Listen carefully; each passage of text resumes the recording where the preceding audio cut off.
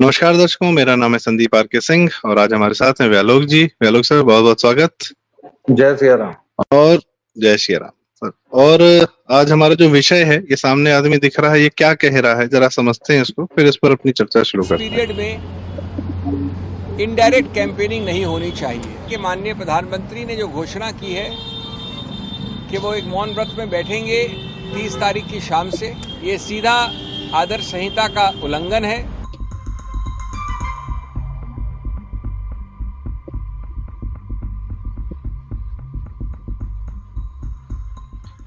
जो हमने कहा चुनाव आयोग को कि किसी परोक्ष रूप से साइलेंस पीरियड में जो चुप्पी रहने का समय होता है 48 घंटे चुनाव के पहले, उसमें कोई भी नहीं, चाहे कितना बड़ा लीडर हो, वो किसी रूप से, सीधे रूप से या परोक्ष रूप से कैंपेनिंग नहीं कर सकता।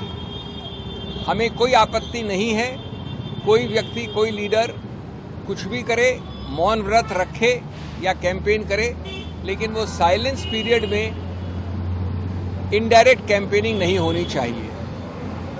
हमने ये कंप्लेंट रखी है कि माननीय प्रधानमंत्री ने जो घोषणा की है कि वो एक मौन व्रत में बैठेंगे 30 तारीख की शाम से।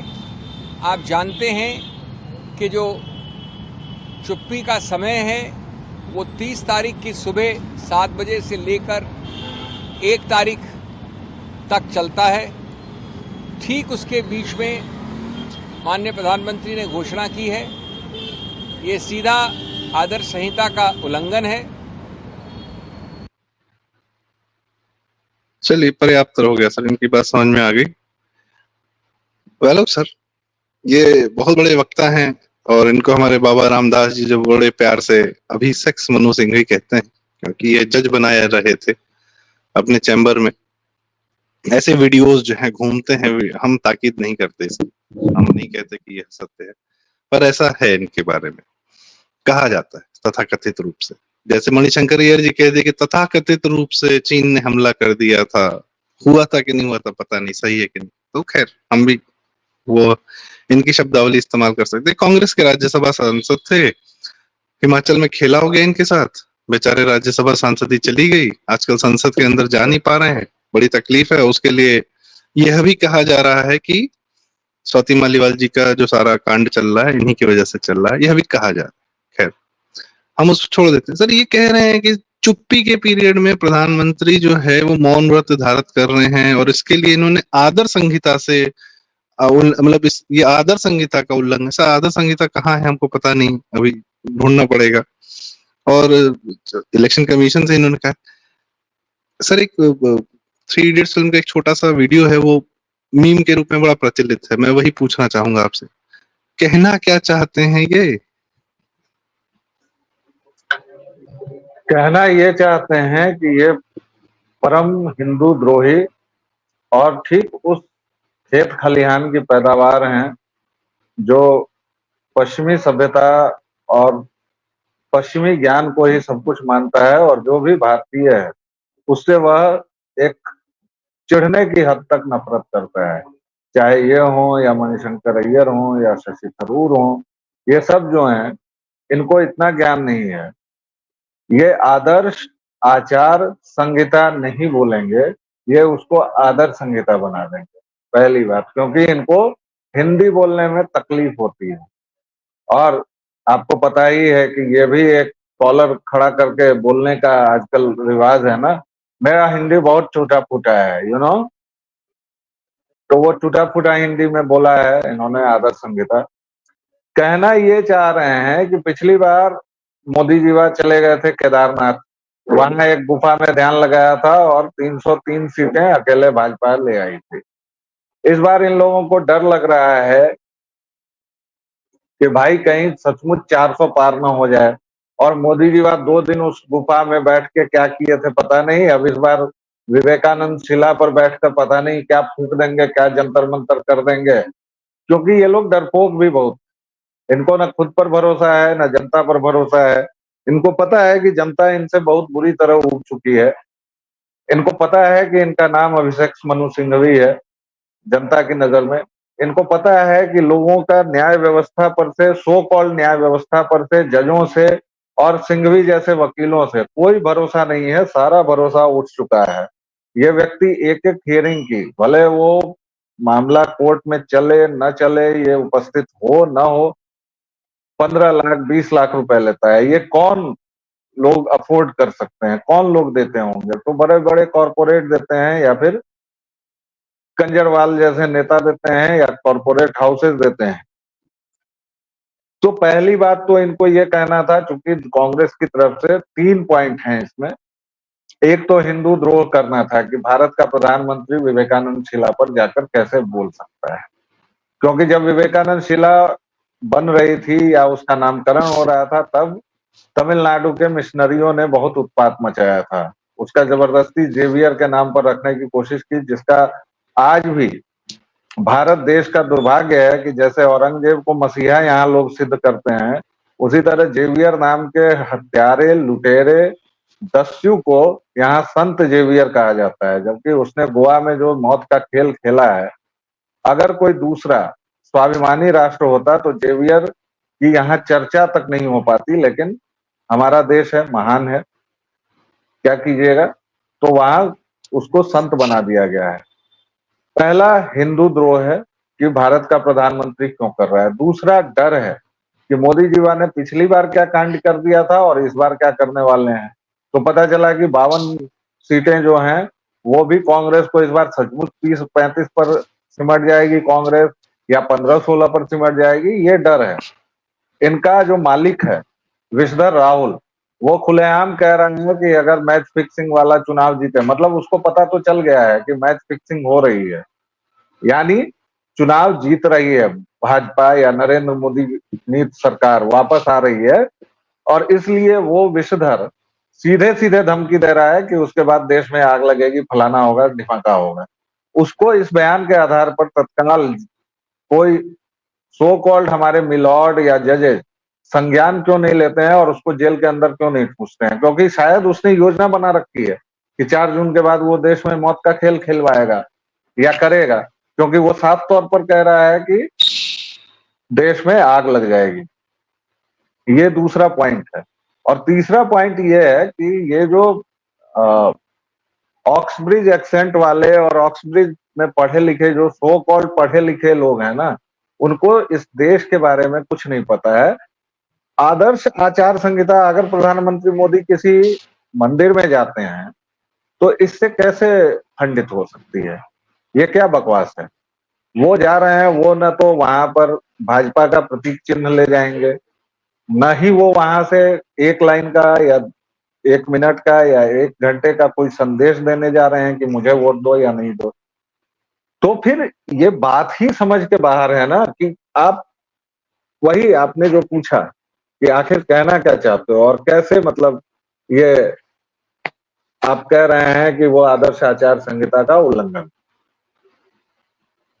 सर ऐसा है कि मोदी जी मौन व्रत धारण करने जा रहे हैं 2 दिन का। भाई पिछले 4 महीने से बोल रहे हैं, इतना बोल रहे हैं कि इनके बोलने से भी आपको तकलीफ हो जाती है कि इन्होंने ये वाला बयान क्यों दिया, उन्होंने वो वाला बयान क्यों दिया, इस पे क्यों नहीं बोला, उस पे कहाँ बोल पड़े, और इतनी ऐसी भाषा का इस्तेमाल क्यों हो रही है। इन लोग की शिकायतें हैं पिछले 1-2 महीनों की। और आदमी कह रहा है कि अच्छा ठीक है, बहुत बोल लिया, हम जा रहे हैं थोड़ा शांति से बैठने, चैन से, कुछ नहीं करेंगे, चुपचाप बैठेंगे, शांति से रहेंगे, मौन व्रत धारण करेंगे, एक शब्द नहीं बोलेंगे। 80 इंटरव्यू दे दिया, अब नहीं बोलूंगा, बोल दिया जितना बोलना था। उस पे भी तकलीफ है कि अरे बोलोगे कैसे नहीं उस 2 दिन में, चुप कैसे हो सकते हो। ये और ये जैसे आपने इनकी बात की सर, इनके पिताजी भी बहुत बड़े काबिल वकील थे, वो भी राज्यसभा के सदस्य थे। ये वही दिल्ली लुटियंस की पैदाइश है। और सर आपको पता है 2014 में इन भाई साहब का इनकम टैक्स ने 57 करोड़ का इनकम टैक्स फ्रॉड का केस हुआ इन पे, और फाइन किया गया था इनकम टैक्स डिपार्टमेंट 57 करोड़ रुपए का। ये अपने ऑफिस का सही तरीके से खर्चा नहीं दे रहे हैं। ना ऐसे ही थोड़ी केजरीवाल और इनकी सुनवाई होती होगी। अब वो एक अलग तंत्र है जुडिशरी का कि भाई कैसे इनकी ही सुनवाई होती है और किसी वकील की नहीं होती। इनका चेहरा देखते ही कैसे इनको तत्काल बुला लिया जाता है, तो वो एक अलग मैटर है। बस मैं एक पूछना चाह रहा था सर आपसे कि ऐसे ऐसे लोगों ने रूल किया है हमारे लुटियन से ही, वही जो आप कह रहे हैं कि ये हमारा इंग्लिश में, हमारा हिंदी में थोड़ा तकलीफ है भाई, ये बाहर से पढ़ के आ रहे हैं, हार्वर्ड से, कैम्ब्रिज से। तो भाई भारतीय न्याय व्यवस्था कब पढ़ी आपने? भारतीय कानून आपने कब पढ़ा? आप सारे कानून जो बाहर के पढ़ के आ रहे हो। I don't know how this works. आप सिर्फ हार्वर्ड से आगे हैं तो यहाँ पे आपको प्रैक्टिस करना अलाउ हो जाता है और फिर आपको यहाँ बैठ के सुना जाता है, आप बहुत विद्वान भी हो जाते हैं। इनका, इन जैसे लोगों का बेसिक तकलीफ क्या है कि अब भारतीय जनता वाकई में अपनी सत्ता पर अपना आदमी बिठा रही है क्या? ये इनकी बहुत तकलीफ है, क्योंकि ये सदैव बाहर से प्रभावित होते रहे हैं और बाहर का प्रभाव खत्म हो रहा है, भारत का अपना प्रभाव बढ़ रहा है। और यह गांधी के समय से जो है यह नौटंकी चली आ रही है, अब वह टूटती दिख रही है इनको। पिछले 60 साल का जो इन लोग के, इनके परिवार के, इनके पिताजी का सबका पाला पोसा सेकुलरिज्म, सोशलिज्म, जो भारतीय जनता के आंख पर इन्होंने पट्टी बांध दी थी, वो इनको दिख रहा है कि इनका बनाया बनाया जो रेत का महल था वो ढह रहा है। ऐसा है क्या? सबसे बड़ी तकलीफ आपने बता दी है कि कुलीन तंत्र जो है वह टूट रहा है। तथाकथित कुलीनों का जो कब्जा था पूरे सत्ता प्रतिष्ठान पर, वह पूरी तरह से टूट चुका है। और खास तौर से पिछले 10 वर्षों में अगर आप मोदी जी को देखें तो कहां कहां उन्होंने प्रहार किया है। जो युद्ध का नियम है कि युद्ध में शत्रु की सबसे कमजोर नस पर और सबसे जोरदार प्रहार करो, तो मोदी जी ने समाज के एलीट को आज उपहास का, हास्य का विषय बना दिया है। उन्होंने क्या किया है, प्रधानमंत्री जहां जाते हैं वो हिंदी में बात करते हैं। तो सबसे पहले तो उनकी वजह से अब प्रधानमंत्री बोल रहे हैं तो भाई अनुवाद करो, तुमको जो भी चाहिए, और वो हिंदी को छोड़कर कुछ भी नहीं बोलते हैं। और इसके साथ ही दूसरा काम उन्होंने क्या किया, बार बार चाय वाले को अपनी आइडेंटिटी को इतना किया।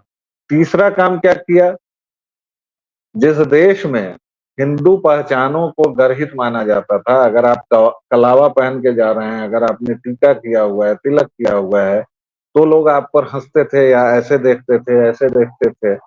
उन सभी पहचानों को इस देश के प्रधानमंत्री ने सुप्रतिष्ठित किया। एक बार फिर से इस देश का कोई भी प्रधानमंत्री गले में रुद्राक्ष की माला और 10 अंगवस्त्रम लेके और गंगा माई से नहा कर नहीं निकलता और हाथ में लोटे में जल लिए हुए और फिर काशी विश्वनाथ को अर्पित नहीं करता था, क्योंकि सेक्युलरिज्म की जो बीमार परिभाषा थी जो इस देश ने देखी है, उसके आधार पर हिंदू प्रतीकों का धारण करना इस देश में गलत था।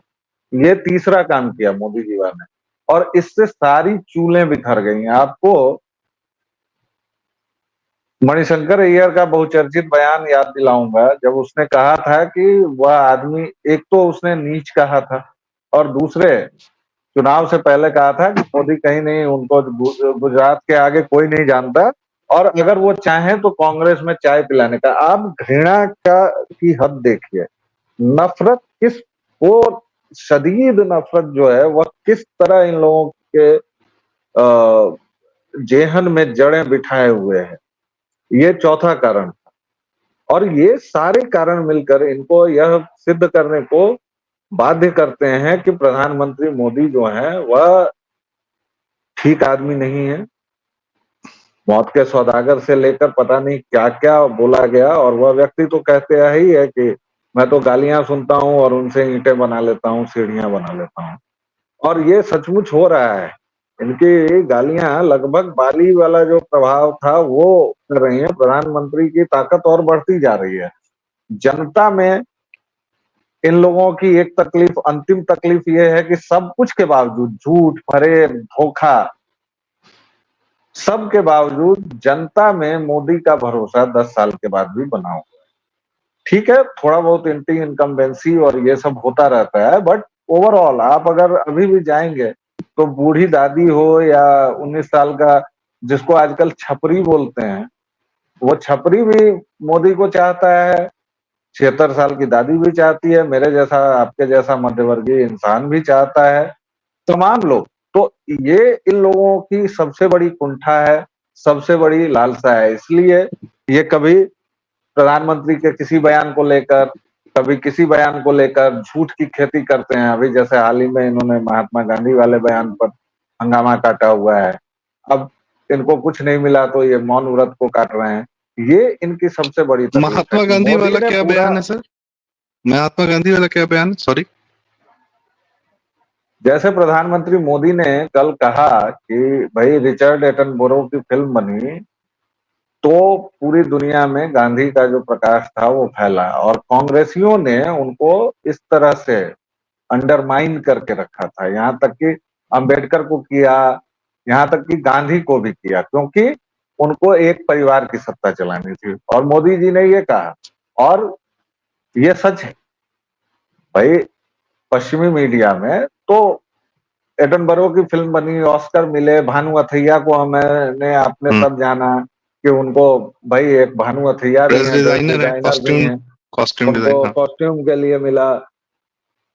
इसमें कहीं से कोई फैक्चुअल एरर भी नहीं है और कोई ऐसी बात भी नहीं है, लेकिन उसको ये लोग लेके क्या उड़ गए कि भाई देखिए गांधी जी के बारे में कुछ नहीं पता है और कह दिया। इनकी दो तरफा चालें होती हैं कि एक को देवता बना दो किसी को।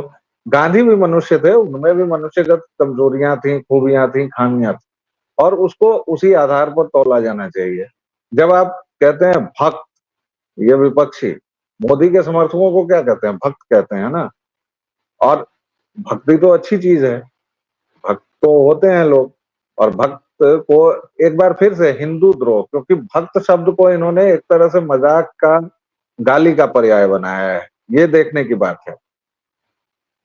तो मोदी के भी जो भक्त हैं वो भी अगर ये कहते हैं कि भाई मोदी अवतारी पुरुष हैं या मोदी अद्भुत हैं या अभूतपूर्व हैं, तब तो आपको बड़ी तकलीफ होती है कि मोदी को ऐसे कर दिया। लेकिन गांधी को आपने क्या बनाए रखा है?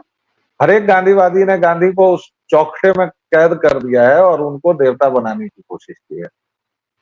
और गांधी को या अंबेडकर को या लोहिया को या सरदार पटेल को, सबको अंडरमाइन किसने किया? सबको अंडरमाइन किया कांग्रेस, नेहरू ने। तो नेहरू ने किया, कांग्रेस ने किया। नेहरू के बाद की लेगेसी भी तो वही रही भाई। 52 जी। एकड़ में नेहरू की हड्डियां रखी हुई हैं, दिल्ली जैसी जगह में जहां लोगों के पास रहने की जगह नहीं है, आप 52 एकड़ में बनाए हुए हैं। एक खानदान के 4 लोगों ने मिलकर दिल्ली में 1000 एकड़ जमीन हड़पी हुई है भाई।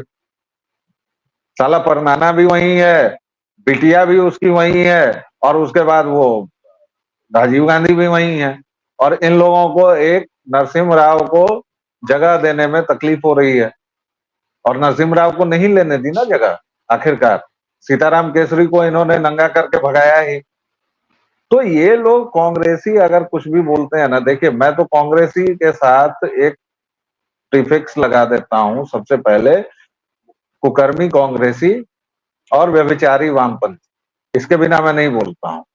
तो ये कुकर्मी कांग्रेसी अगर कुछ भी बोलते हैं ना, तो मैं अब चूंकि मैं थोड़ा, मेरी उम्र हो गई है तो मैं हंस देता हूं, वरना 10 साल पहले मैं गाली देता था। या लात जूते के अलावा इनका कोई उपाय नहीं है। ये क्या बोलते हैं, क्या कहते हैं, ना इनको समझ में आता है। इनके पास बस एक चीज है कि इनका एक मालिक है विश्वधर राहुल फिलहाल का, उसके पहले उसकी मां थी मालकिन वेटिकन वाली सोनिया, और उसके लिए ये लोग कुछ भी कर जाएंगे। ये इतने बड़े चापलूस हैं कि इनकी जीभ घिस गई है जूता चाटते चाटते। दिमाग तो खैर घिस ही गया है, दिमाग तो खैर है ही नहीं, इनकी जीभ घिस गई है। तो इसीलिए ये, और एक और अंतिम, जब हम इस चरण की बात करेंगे तब मैं एक बहुत मजेदार बात बताऊंगा आपको और दर्शकों को। फिलहाल इस प्रश्न के संदर्भ में कि ये कुछ भी चाहकर मोदी कैसे हटे, भाई इस देश के शासन पर तो एक परिवार का अधिकार है। आखिर मोदी जैसा चाय वाला कैसे आ गया? और अब तो ये लोग लड़ी लगा रहे हैं, कह रहे हैं कि अब तो बाबा आएंगे, अमित शाह आएंगे। मतलब मोदी तक तो फिर भी ठीक था, अब तो भगवा पहने हुए व्यक्ति अगर आ जाए तो इन लोगों को हार्ट अटैक मारने लगेगा। ये इनकी सबसे बड़ी समस्या।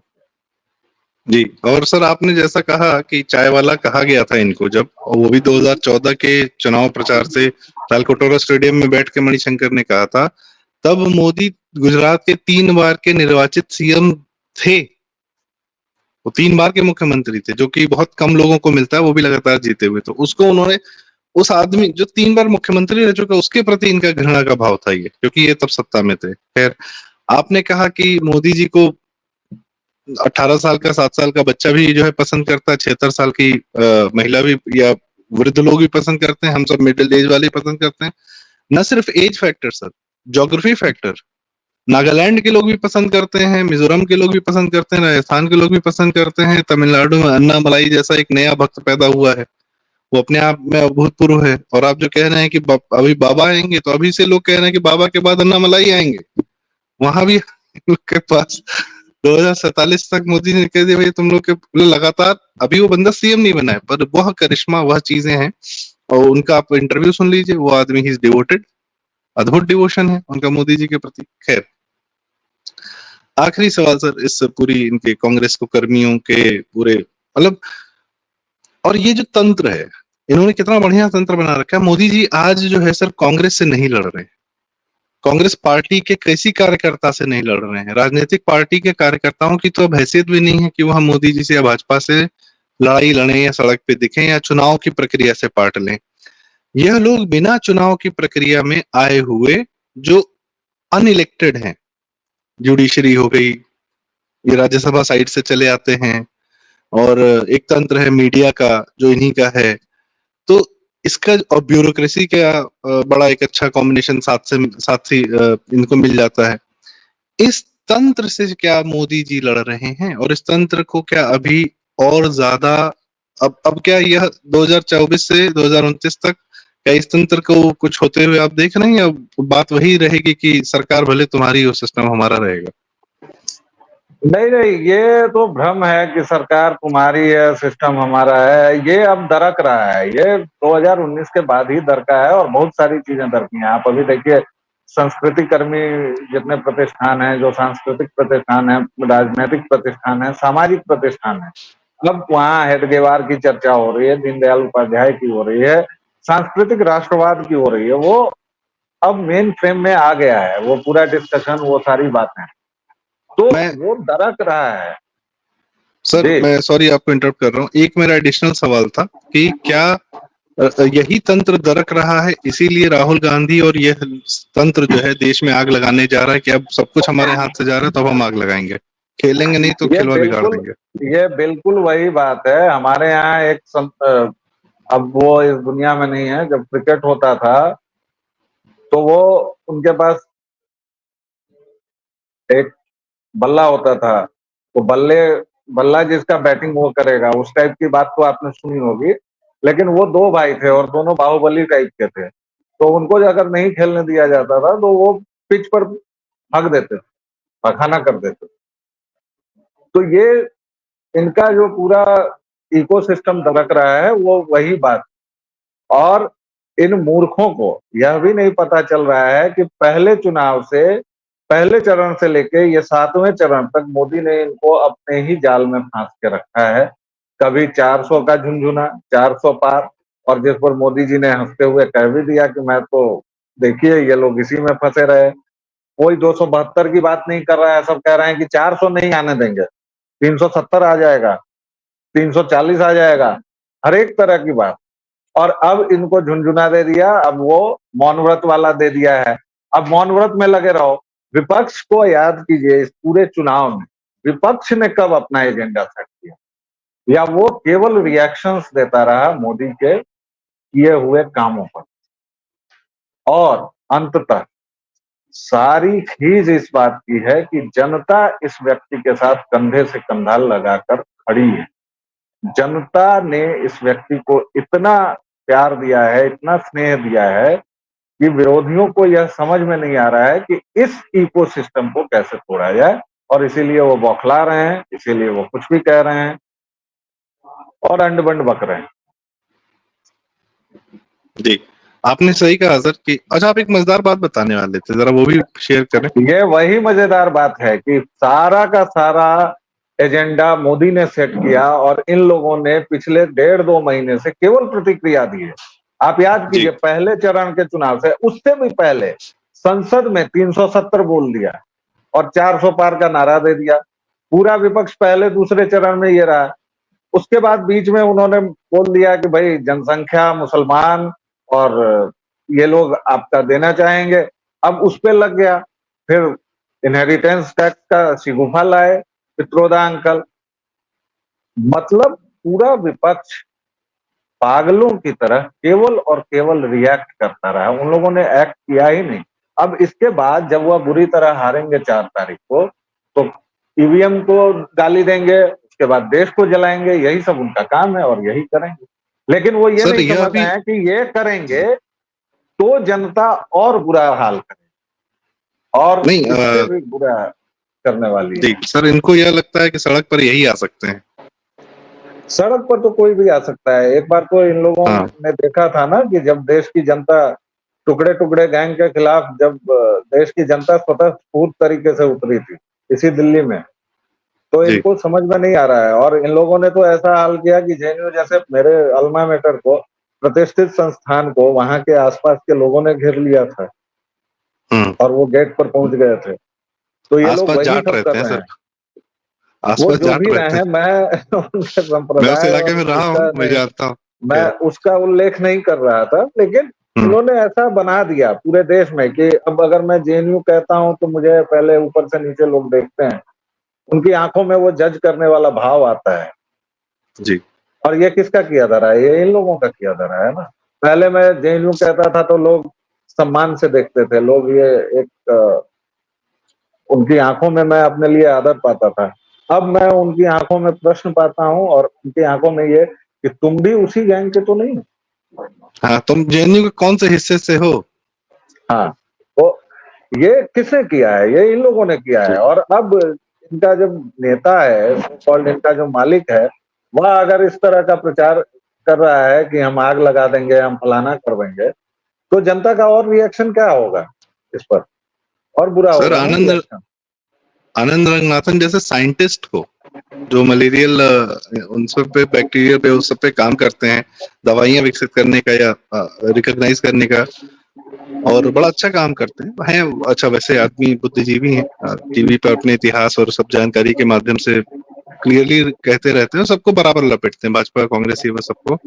उस जैसे आदमी को बताना पड़ता है कि अरे मैं जेएनयू वाला हूँ, लेकिन मैं उस हिस्से का नहीं हूँ, मैं साइंटिस्ट आदमी हूँ भाई, वहाँ रिसर्च भी होती है, शायद उसके माध्यम से। इन लोगों ने, इन हरामखोरों ने उनको रोका था जब वो अपनी लैब जा रहे थे। ये सब इतने, मतलब मैं बोल तो रहा हूँ कि ये इतने घृणित हैं, इतने पतित हैं। ये इनके पतन की सीमा नहीं है। मैं सोचता हूं कि अब शायद रुक जाएगा।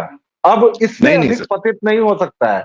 तभी मणिशंकर अय्यर मुंह खोल देता है, तभी सिंघवी मुंह खोल देता है और मेरा उदाहरण देता हूं, विश्वास फिर से टूट जाता है कि नहीं, इनके सर एक और उदाहरण देता हूं।